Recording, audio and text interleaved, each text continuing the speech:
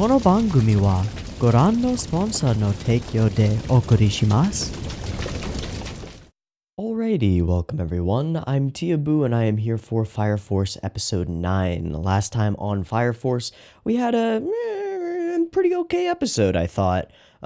It certainly had its flaws. Some people have talked about that. I'm still not a big fan of the Lucky Lecture stuff, but okay.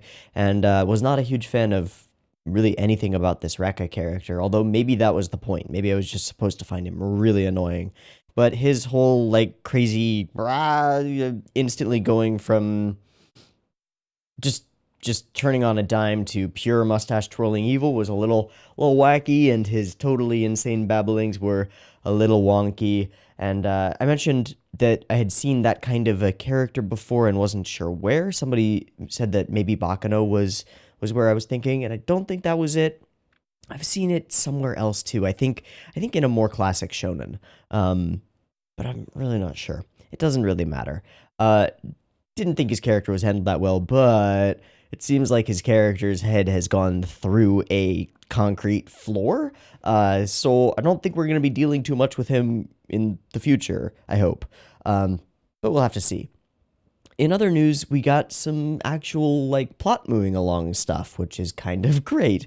Been kind of waiting for that for a long time. We finally talked to Hibana about any information that she had. She pointed people in the direction of these seemingly demonic, bug, fiendish creatures. Also some pentagram symbolism that leans into a demonic or devilish influence on whatever the enemy is, which is a nice way to foil the very Christian influences of the church. And from the phone call that we overheard one half of, it appeared that Rekka was working with or for some entity called the Evangelist. Who that is, what they're up to, what they're affiliated with, don't know. The name itself implies religious affiliation, but beyond that, don't really know. How are they related to any of the other baddies or other people that we've seen? Like, is Joker part of the Evangelist's crew? Are they working together? Are they two separate groups with different goals? I have no idea. Same goes for the scientist guy who was working with Joker. Because Joker had, like, a bottle of ashy stuff that did explodey stuff, but we never saw Joker with bugs, right? Anyway, there are little bug things, and when you put them on somebody's person, they climb on inside, and instead of an alien popping out, you turn into an infernal. Or, seemingly, if you have the willpower, you turn into the spark that Rekka was looking for. Not sure what that is. Kind of implies that, like, pyrokinetics are people who have succeeded in a particular process of artificial infernalization, and the people who are actually turned into infernals kind of didn't have the willpower or whatever to make it that way. Does that mean that all of the pyrokinetics that we know are, like, had been infernalized at some point? Or is it one of those things where it can be a natural process or it can be an unnatural process? I don't know. I don't think we have enough information to really answer those questions right now. I'm sure some manga readers maybe do, but I'm just throwing out my conjectures as I have them. One thing that I'm interested in finding out is what would happen if you put a buggy thing onto a pyrokinetic, somebody who's already a pyrokinetic. Like, say if Rekka put a bug thing to Shinra's chest, what would happen? Would it try to infernalize him? Like, would he level up? Like, would it be like being hit by a stand arrow a second time and you gain a Requiem infernalization? I don't know. I don't know anything. So I want to know more things. We just bopped Rekka. Hopefully we can get some more information. We can probably talk to Catgirl and figure out, at least see what she saw or find out what she saw, which is Rekka was talking crazy stuff, and then he put a bug on a kid's chest and he lit on fire after putting a bug on the mom's chest, and then she lit on fire. But the kid survived and became, I assume, a pyrokinetic. Okay. Interesting. Pretty interesting. Still a little bit iffy on this series. It was down a lot, and then it went up a little bit. So I'm hoping that it just continues going upward, because I've said it before, I really want to like this show. I do not want to knock it because I want to knock it or anything. I want to knock it because it has so much potential, and the first episodes were so strong, and I just want to get back to that. So let's hope that we take strides in that direction. Let's see what this episode brings us, and hopefully it'll be good. Yep, that's about it. Let's go ahead and dive in. I have the episode up and ready to go. It's at 0 seconds. There will be 2 versions of this reaction video. You can find the picture-in-picture version with the video up there in the description, and the timer-based version up on YouTube. The timer-based version will have discussion at the end, but no real video in it, just the subs, and a timer to sync up. The picture-in-picture version will have the video in it, but no discussion. Mix and match as you see fit. And if you're using the timer-based version and planning to sync up with your own copy of Enen no Shobutai, episode 9, get it ready because that beep beep timer to count you down is coming right now.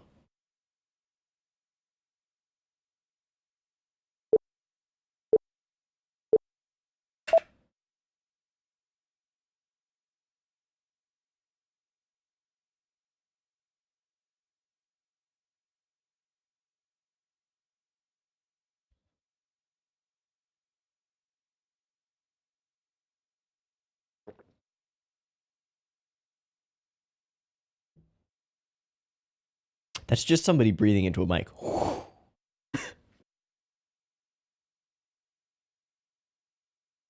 All right, well, we get to hear this again.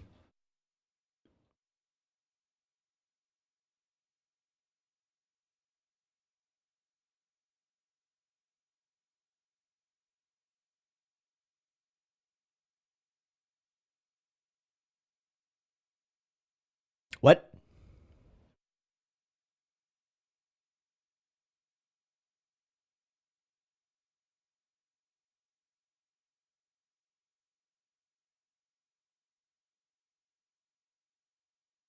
Okay.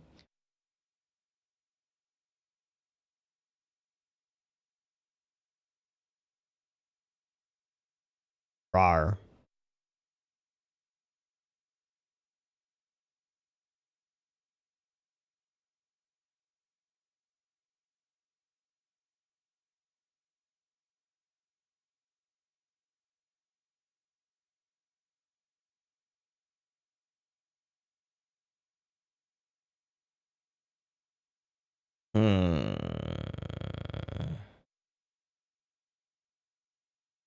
Totally changed the style of all the background art for this this dreamy sequence.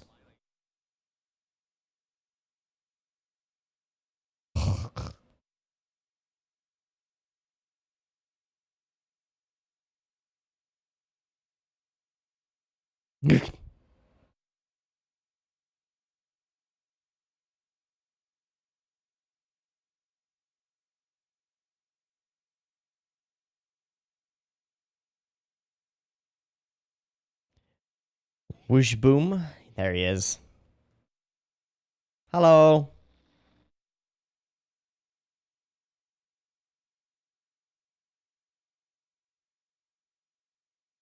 He's fine. He'll be fine.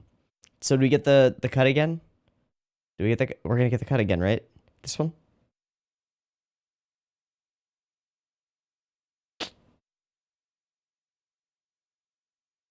+1 to harem. Oh, there it is.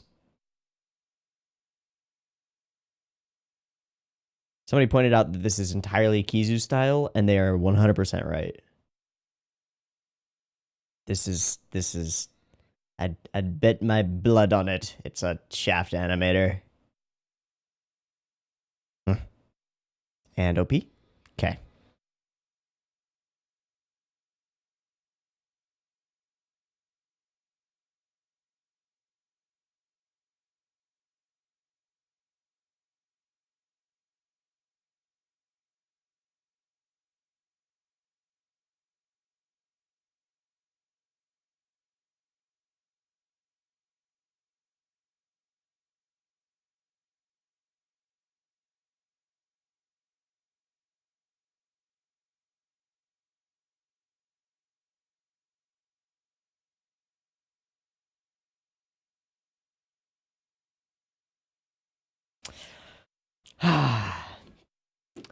This song, this OP, so good.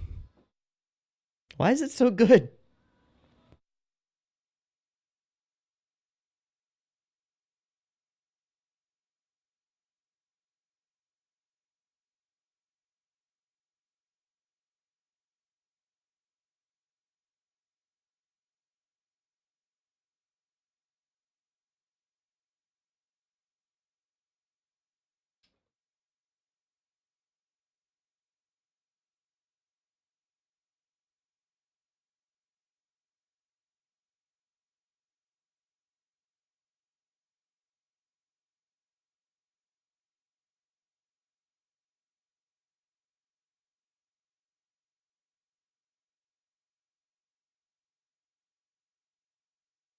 Oh, well, he's back.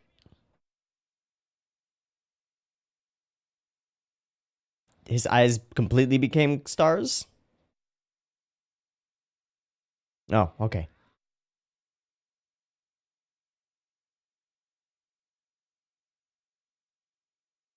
Gonna reduce the volume a little bit.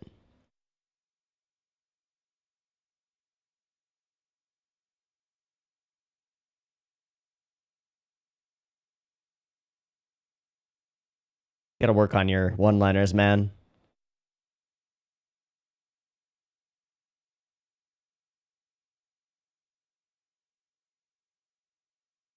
Oh my god.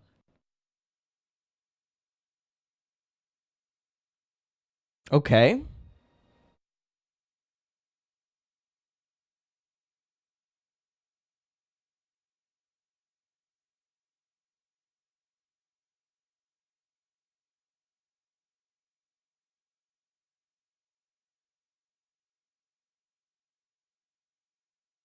Please keep talking.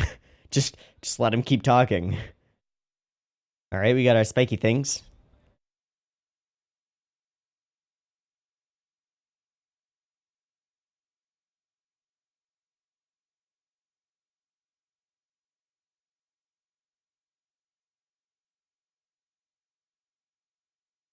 Ah, ah.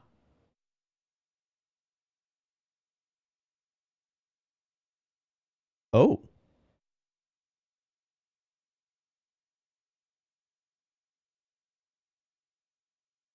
ah. Okay, we've heard Adola before.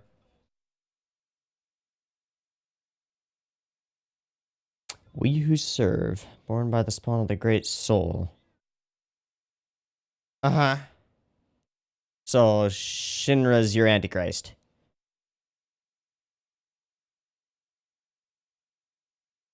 Okay, this is cool.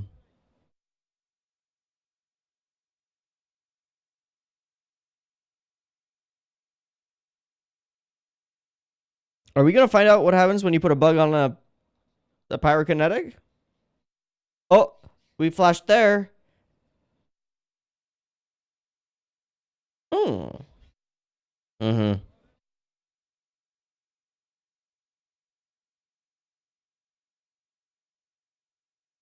Ooh.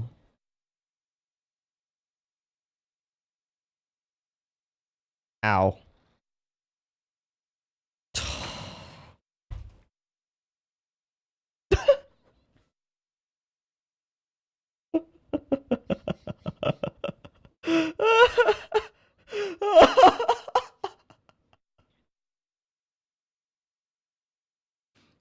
At this point, it's so dumb it's looped back around and become funny. Oh my god. Really?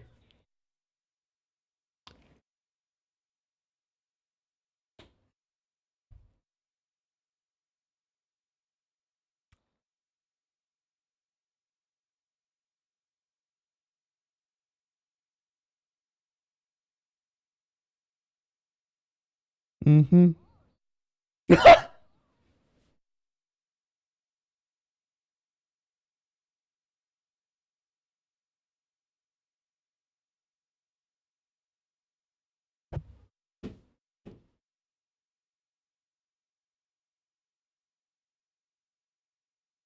They managed to do it. They managed to make it dumb enough to be funny.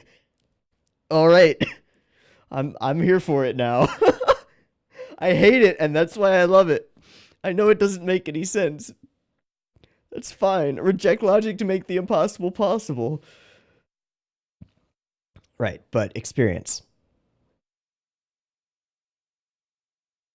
So you're going to beat him with your feet.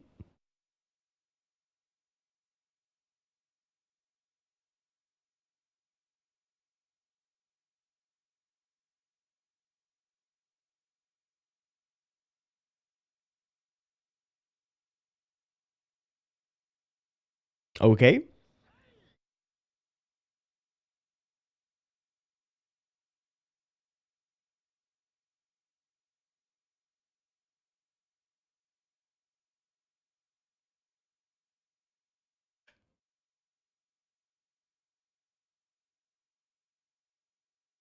Okay.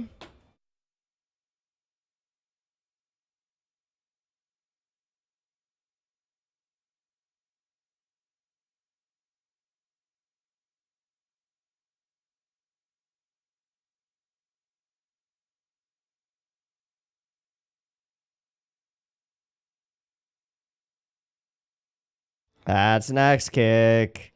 That's gonna hurt. That was pretty cool. Okay. Effects animation, as usual, pretty on point. Cool.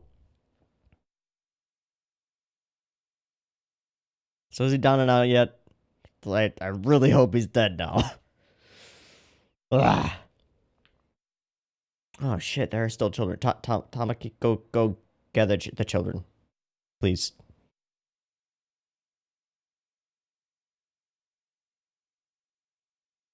Yeah, is this one okay?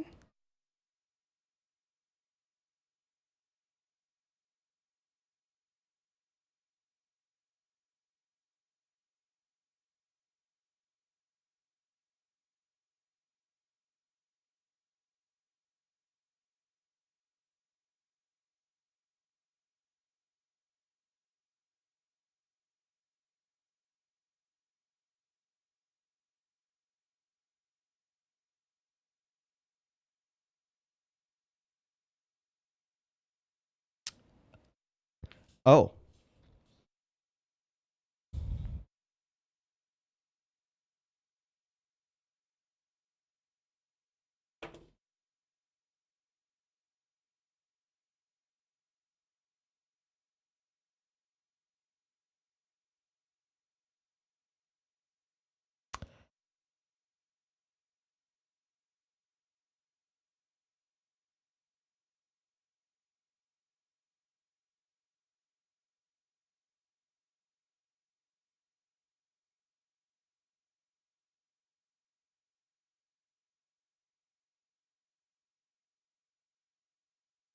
We're not getting answers to that. Oh!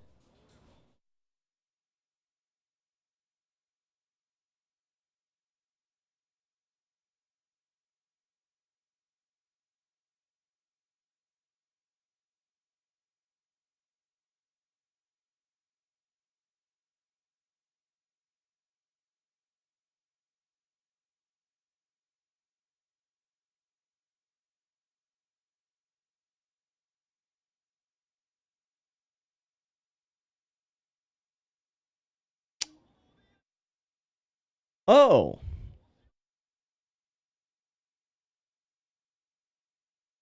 Huh.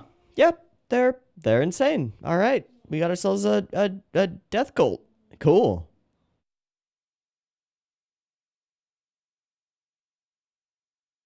Huh?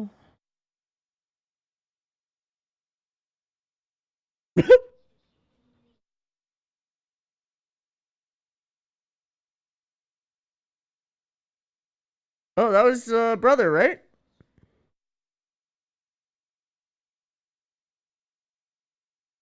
Still saying his brother's around somewhere.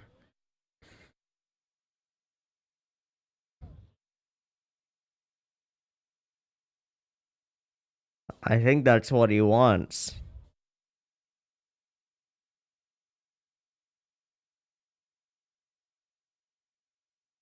Ding! Hello, Flom. Thanks, Flom.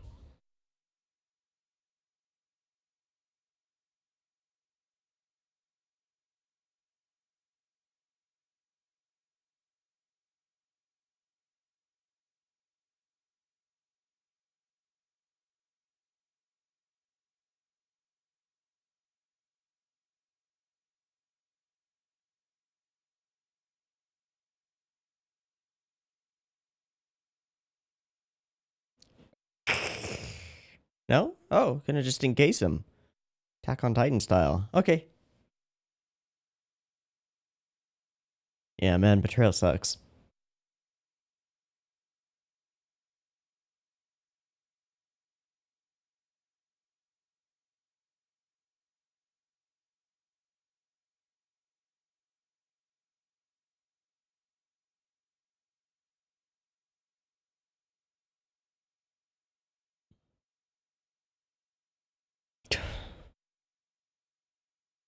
Weird translation.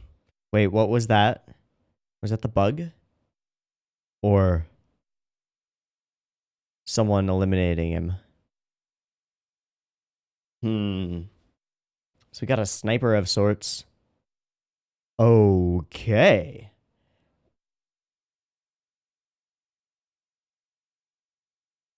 We're hiding that one's face. Oh, she's an archer. That's very cool. And they've got very Crusades-esque. Yeah.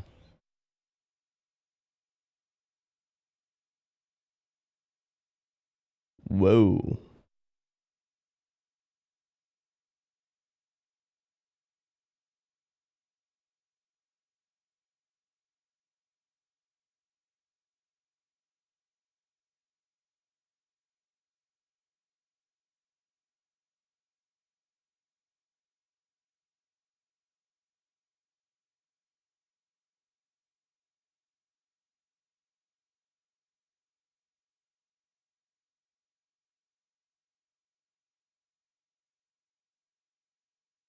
Karim's really growing on me.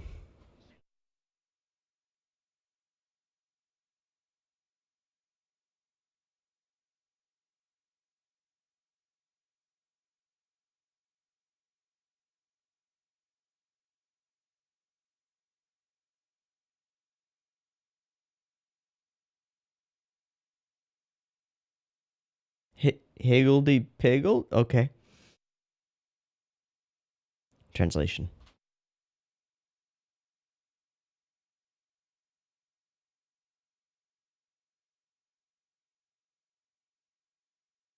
Run out across it?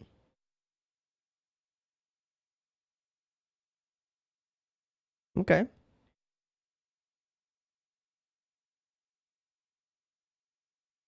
All right, we'll see if it works.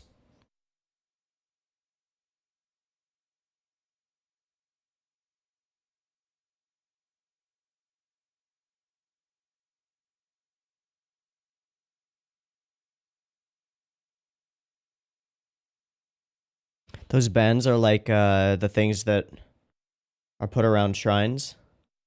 A little bit. The belts.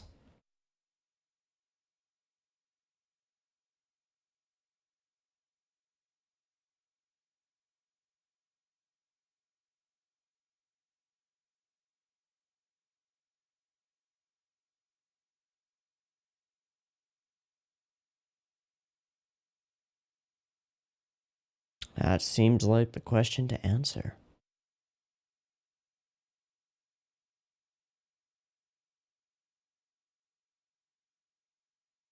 And your brother. Yep. Maybe. So that means that Rekka had something that he knew that they didn't want him to share. Mm-hmm. Mm-hmm.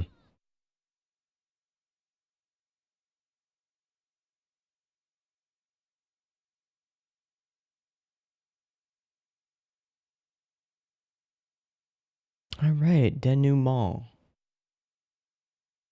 Denoma? Oh. Right. Fair enough.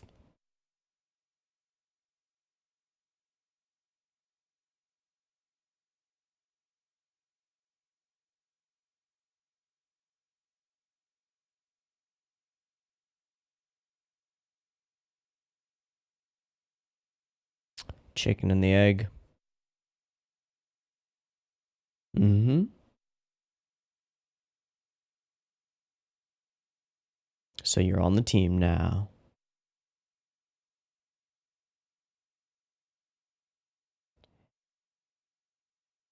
Yep. Sure. Your ability to freeze the primary power of the world is really good. So yeah, cool. And ED.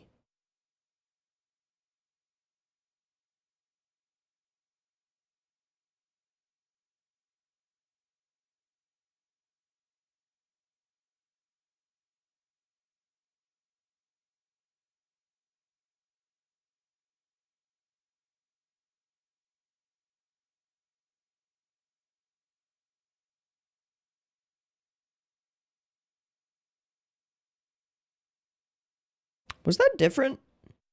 I'm not sure.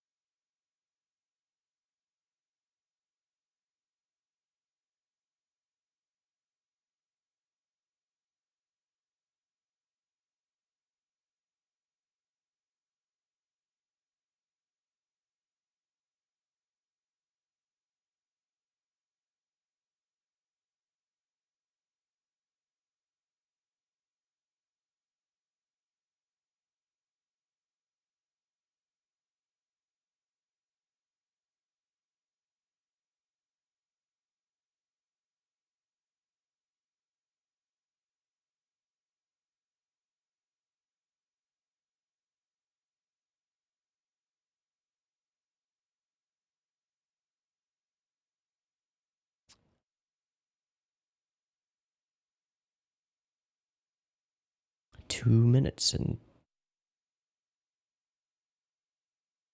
good. Yeah.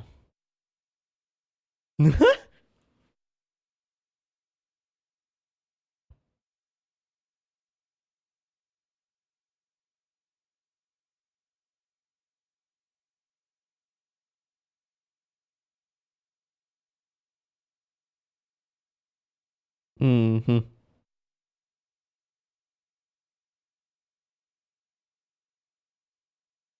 And Iris.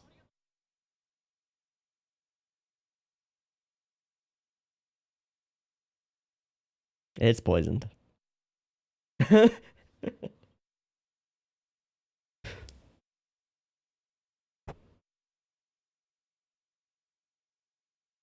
Mm-hmm. She's joining.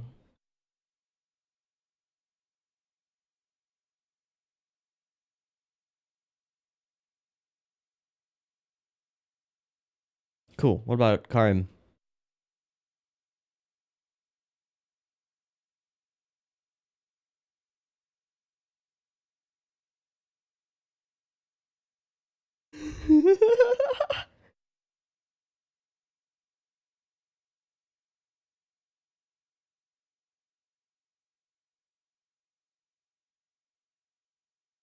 +1 to harem. Okay.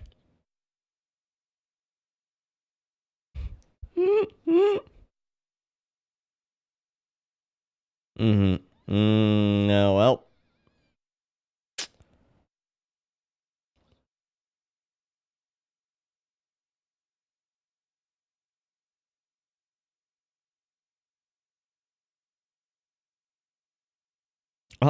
Arthur, where the fuck did you go? You're just lost, aren't you? Yeah. All right. The Promise.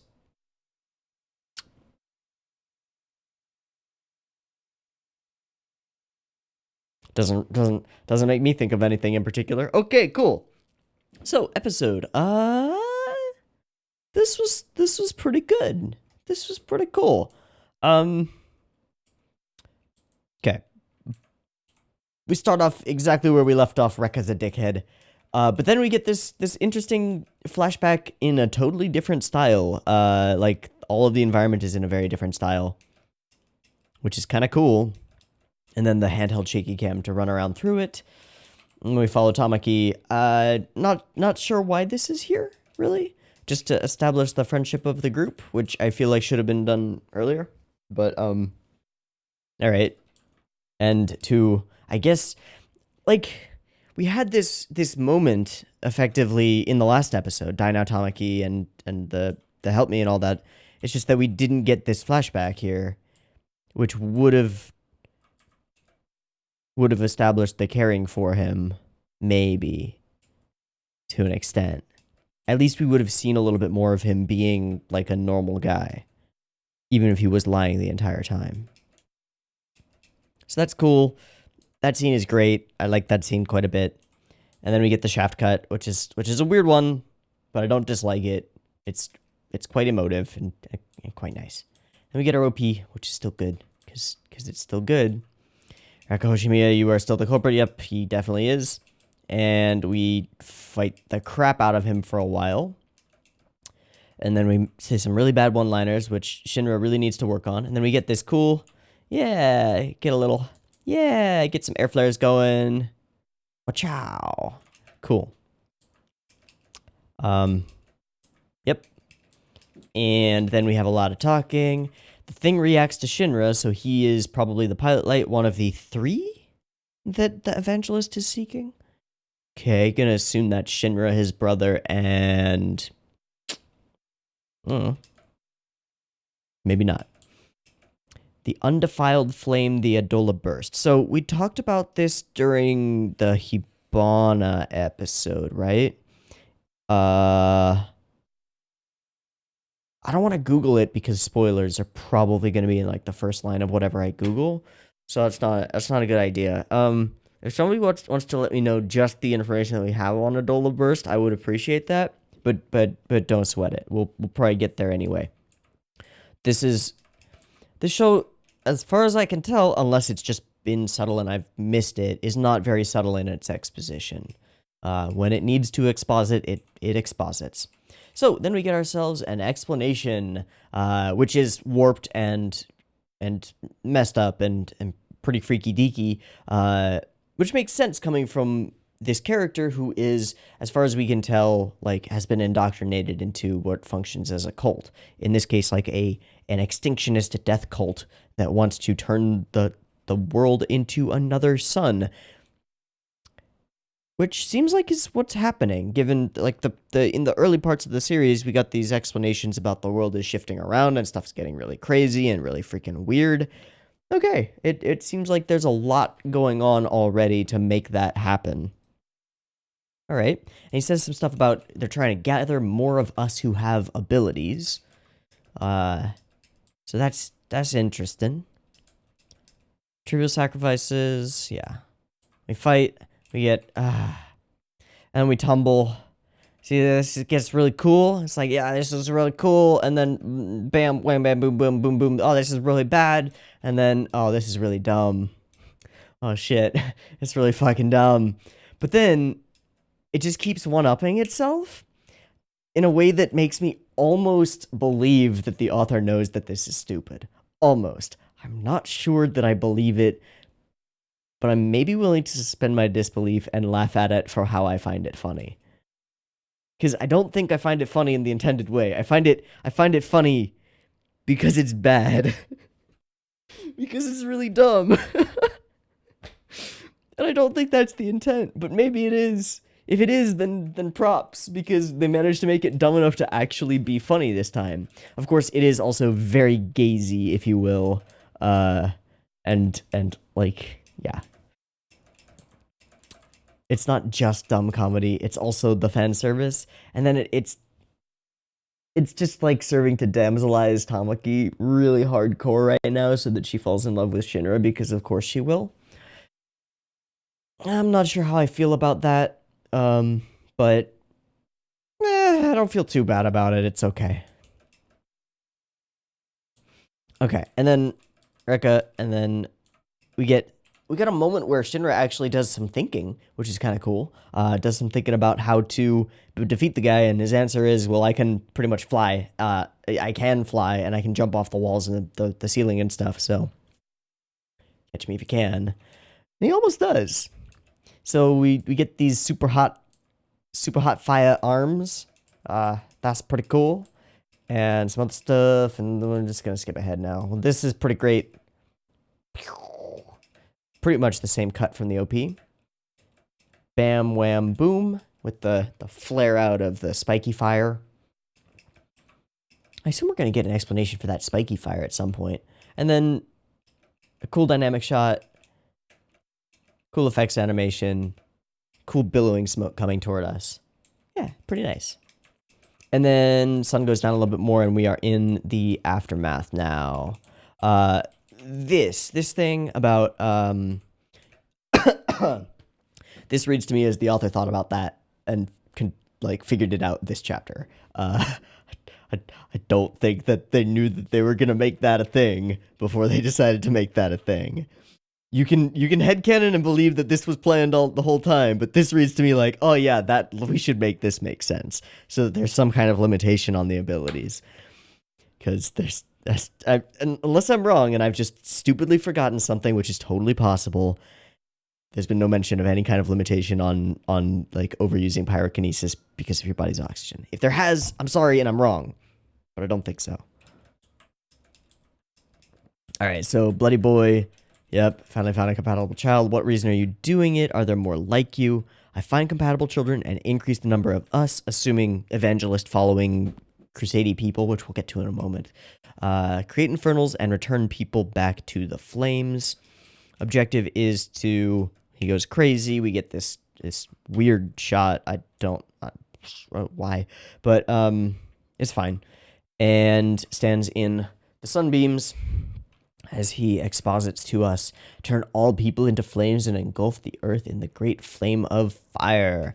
So somebody was playing Dark Souls. Yep, a little bit. And the sun continues going down, continues getting darker and redder. Make it look like they all died in a fire. Right. And this lets Shinra realize, like, wait a second, my brother. Yep. And also the church. Right? We see the church here too? No? Or do we see just the house? Brother, Shinra, house. No? Okay. So that is all we see. Cool. And then he starts to burn himself with his own flames, very literally, which I think is exactly what he wants. And then, boom, we get this cool moment of freezeification because Karim has been established as a good boy. We know exactly what's going on, and then he tells him very clearly that if you get hotter, it'll get colder, and so he does. And he gets himself encased in ice. But we can't actually have him give us answers because we need to continue to stretch the mystery out further. So we gotta kill him. And what better way to do that than to introduce new opponents with new powers at the exact same time. Boom, new opponents, assassinate Rekka. Taken out. I love the, like, just tube of death that goes through him. Okay, so we get the introduction of these two. Some interesting things about their designs. The face covering, especially of this one, and the large red cross emblazoned over the chest is super reminiscent of, like, the classic image of the Knights Templar with the large flat-topped helmet and the large what would be, it's not a Gothic cross, but the large red cross on the chest. Very clear what this is, like, gesturing toward Crusaders, right? Knights Templar, the most vehement followers and violent followers of the Christian Church, the enforcers, essentially. That's pretty cool. That's some good visual stuff. They've also got these belts, which are rather reminiscent of the ropes that tie around shrines in Japan, and, like, the what are they called? Shrine ropes, Japan? Yeah, the big shrine ropes. Shimenawa? Maybe. I don't know enough to know. Yep, Shimenawa. With the diagonally zigzag strips as well. Yeah, that's what I think they read as. I don't know if that's intentional, but that's what they come across as. Kind of like a fusion of religious things. It is interesting that the sniper character doesn't appear to need to see. I'll have to figure out what that is. And the sniper character is female and has a voice that I think I recognize.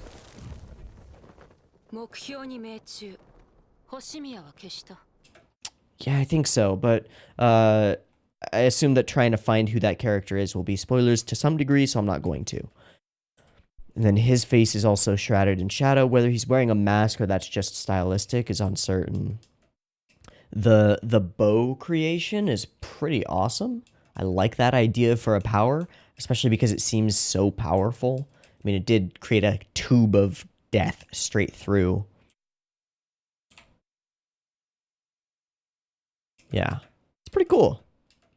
So Karim, yeah, he gets his arm zippity zapped. That's not good. And then we team up to make a thing happen with Tamaki sending out her flames and Karim freezing them. Karim definitely growing on me. Not a ton of characterization depth, but what's there has worked recently. I've kind of gotten over being irked by his quirk, and I'm ready to see him actually develop, although maybe he will just disappear. We'll see. Kind of hope not. I kind of like him. That's cool. Alright, so they're falling back. You've already overheated. Yada, yada, yada, yada. Is that all the children? The evangelist. I can now go after them, including my brother. Right, okay. I brought the children into this. Yep. Okay. Cool. And then at the end, we just get some wrap up, and then the moment that Tamaki is here, and then we freeze frame on a Lucky Lecture moment, and yep. And then we cut to Arthur, and he appears to be wandering the wastes somewhere. Looks like he really got lost on his way to work. Made a couple of wrong turns. It happens, you know? You're in the middle of Tokyo, and then you're out in the freaking desert. Oh, geez. It happens. So, pretty good episode, I think. I think on par with the previous one. Don't know if we've moved up from there, really. But, pretty solid episode. Get a conclusion to what we were dealing with in that episode, and then a little tease stinger for where to move forward with the evangelist, and specifically those two and anyone who looks like them, wearing white robes with red crosses emblazoned across their chests. Also, I believe the sniper character had like a shawl or something around the back of them, which also had a cross on the back of it, which I assume is like some kind of indicator of rank or status. Maybe not. I don't know. In any case, it's a pretty okay episode. There weren't a lot of things that I desperately wanted to frame by frame, or cuts that I was super mega impressed by. Some solid stuff, some stuff that was a little bit weaker. Whether it was intentional or not, the big, like, bam, bam, bam Lucky Lecture sequence that we got with Tamaki actually kind of landed for me. Again, not sure if in the intended way, or because I found it really stupid and stupid enough to be funny. But that's fine. I love watching things that are stupid enough to be funny. They're fun to laugh at. And the rest of the episode was pretty solid. Okay, cool. Don't get much in the way of answers about from Rekka. We just know that he was clearly indoctrinated and very, very radicalized by this evangelist character or their organization. So, looking forward to more details on that front. Looking forward to more information, though I don't know where we're going to be able to gather it. We got to capture somebody, and we got to capture somebody in a way that, like, they don't get killed by their own cult, which makes things difficult. Or we need allies, but I don't think that there's anybody who we could ally with, so gotta capture somebody. Gotta find out what's going on. And, yeah, that seems to be about it, so let's wrap this up. I've been Teeaboo. This has been Enen no Shobutai, episode 9. I hope you've enjoyed it as much or more than I have. That's cool. I mean, if you like this a lot, then more power to you. At this point, I must say I like it enough. But just enough. I like it enough. Anyway, hope you've enjoyed it as much or more than I have, and I hope to catch you next week in the next one, which I will watch. See you there. Peace.